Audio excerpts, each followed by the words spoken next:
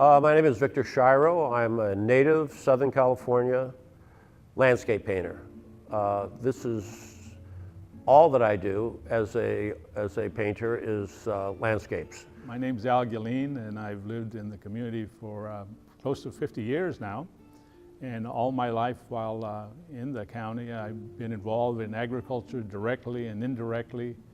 I worked for the Lehman Company for some 30 years, and I still work for them occasionally. Primarily the reason I chose this subject is that my entire childhood was really living and playing in this environment. One of the things that I like a lot in all landscape painting is what would be called split complementaries. The green and the blue act in a very complementary way to that very powerful purple shadow.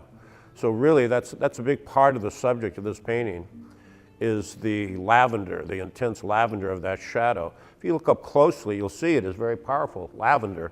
But when you fall back, one's preconception of how things look in the real world, it just falls right in as a very believable shadow. By breaking the frame, by composing things that break the frame, such as this, you see this eucalyptus here. Well, here is obviously another one that is off frame, and these trees are going off, so there's no real center of interest.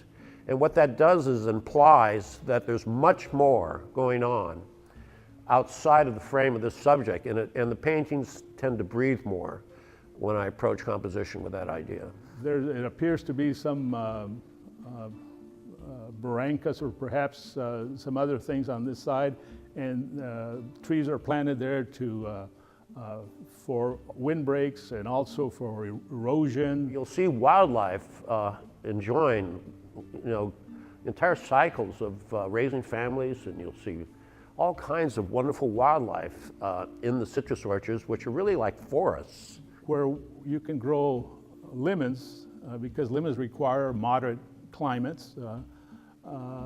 It's also a great place for people to live. And so there's always this tension, agriculture versus society. And so there's that interplay that always exists.